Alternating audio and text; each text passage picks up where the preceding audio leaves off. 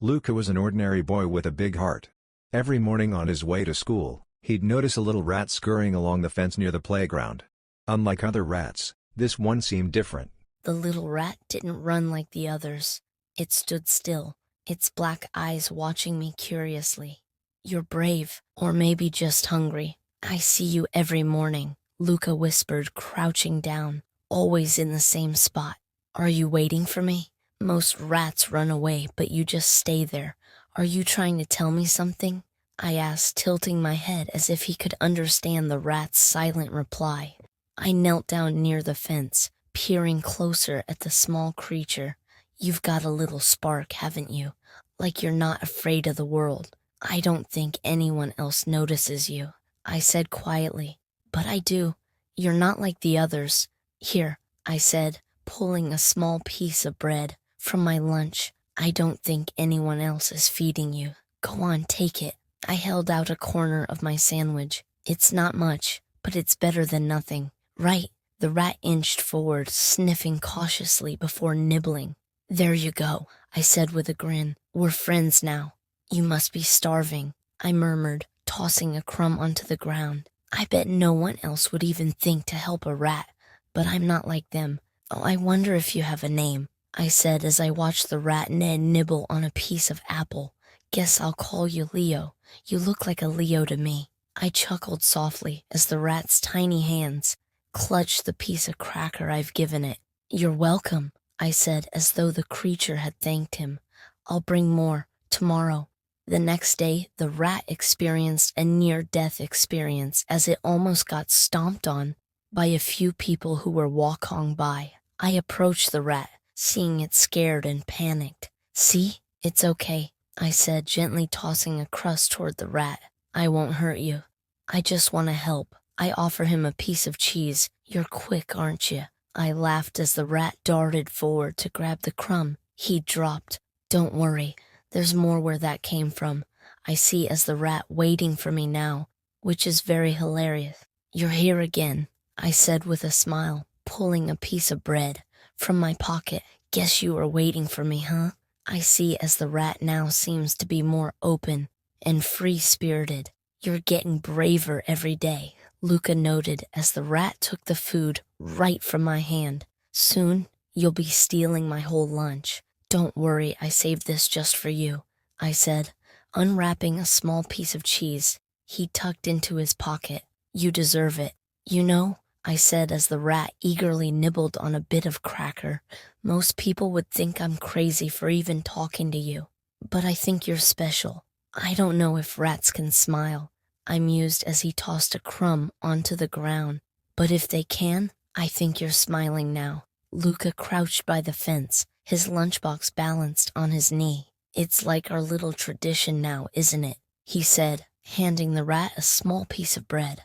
When the pandemic hit, the world seemed to come to a sudden and surreal halt. It began as distant murmurs, news reports of an unfamiliar virus spreading in a far-off city. Most dismissed it, thinking it was just another headline, another fleeting story. But as days turned into weeks, the whispers grew louder, and the reality of the crisis began to settle in. By the time it reached home, the transformation was rapid and jarring. Schools and workplaces shuttered their doors, leaving streets eerily quiet. Crowded cafes, bustling malls, and packed movie theaters became ghostly reminders of the normalcy everyone had taken for granted. Overnight, people traded their daily commutes for cramped home offices, and dining tables turned into makeshift desks. All right, class, remember the rules. Keep your masks on at all times, stay 6 feet apart, and use hand sanitizer before touching anything. Let's all stay safe, okay? Luca, eyes up front, please. Everyone, let's focus. We're going to start our math lesson now. Open your textbooks to page 42. Luca, remember, no talking. If you have a question, raise your hand. All right, it's time for recess. Line up. No, wait. Stay in your seats. We'll call you by row to go outside. And remember, no close contact. I don't get why this is still happening. They said it was supposed to get better, but it's not better. We can't even have normal recess anymore. What's the point of school if we can't even talk to each other? Mom keeps saying everything will be fine, But how? Dad's working fewer hours and we're eating less. How is that fine? And what happens if someone gets sick? Do they just shut everything down again? What if it's one of us? I hate wearing this mask. It's itchy, and it feels like I can't breathe half the time. And why do we have to stay 6 feet apart from everyone? I mean, I get it, but it just makes everything feel so lonely. I can't even see my friends anymore. I just wave at them from across the playground, like they're strangers or something. And Leo, I wonder if he's still waiting for me. He's probably so hungry by now. I wish I could go back to school like before, so I could at least check on him. Everywhere feels different now. Stores are empty, streets are quiet, and no one even looks at each other. It's like the whole world forgot how to be normal. I wish we could just skip ahead to when all of this is over. I don't even know if it will ever feel like it did before.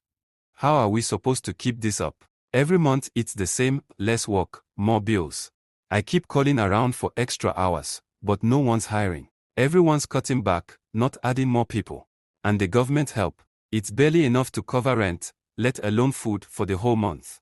You think I don't notice the kids trying to eat less so there's more for everyone else? I notice. I should be able to fix this. I'm the one who's supposed to make sure we're okay, but every day it feels like we're slipping further away from okay. What happens if the landlord raises the rent? Or if one of us gets sick? We don't even have enough saved up to handle a trip to the hospital. And these masks, God, they are so expensive. A box of disposable ones cost what I used to spend on groceries for 3 days. I can't even recognize the word anymore. Everywhere you look, it's just closed signs and empty streets. People walking around like ghosts. I saw a man the other day digging through the trash for food. What if that's us in a month? 2 months? Then what? I don't even know how long this is going to last. A week? A year? How do you plan for something when you don't even know when it will end? I can't sleep at night. I just lie there thinking about what else I can do, and all I come up with is more questions, no answers. Okay, so if we skip meat this week, I can stretch the groceries for a few more days. Pasta, rice, beans, the kids won't like it, but what choice do we have? The rent is due in 2 weeks, and we're already behind on the utilities. How are we supposed to manage this? How? I saw the look on Luca's face when he noticed there wasn't enough on his plate. He didn't say anything, but I could see it. I hate that I have to tell the kids no every time they ask for something. Snacks, toys, even just new pencils for school. It's always no. And it's not just the money. It's everything. The masks, the sanitizer, the constant worry. It feels like I can't even breathe without thinking about all the things that could go wrong. I try to keep the house clean, but what's the point? It's not like we can invite anyone over. We're all just stuck here, staring at the same walls day after day. I keep telling the kids it'll get better, but will it? What if this is just how life is now? How do I prepare them for that? I saw an ad for a remote job today. It sounded perfect, but then I realized we don't even have a proper computer for me to work on. Just another dead end. I don't even know if the kids understand what's happening. Maybe it's better if they don't. They shouldn't have to worry about things like this. Every time I hear about someone else losing their job or getting evicted, I feel sick. It's like a constant reminder that we're not far behind them. And school? Don't even get me started on school. How are they supposed to learn anything like this? Online classes, masks, no recess. What kind of childhood is this? I try to stay positive for them, but some days it feels impossible. I can feel the cracks showing, and I know they can see it too. I wish I could just fix everything. Find a way to make more money, give the kids some sense of normalcy, make sure they don't feel scared or hungry or forgotten. But how am I supposed to do that when I can barely keep us afloat? It's like I'm swimming against the tide, and no matter how hard I try, I'm not getting anywhere. I wish we had someone we could turn to, someone who could help. But who? Everyone's struggling right now. No one has anything to spare. I can't let them see me break down. Not now, not ever. They need to believe I've got this under control, even if I don't. Maybe I should sell a few things. The old bike in the garage, some of the jewelry I don't wear anymore. But even then, how much would that really get us? I'm tired, so tired, but I can't stop. I can't afford to stop. They're counting on me, and I have to keep going, no matter what. One day, this will just be a bad memory. I have to believe that. Even if I don't know when, even if I don't know how, I have to believe it'll get better.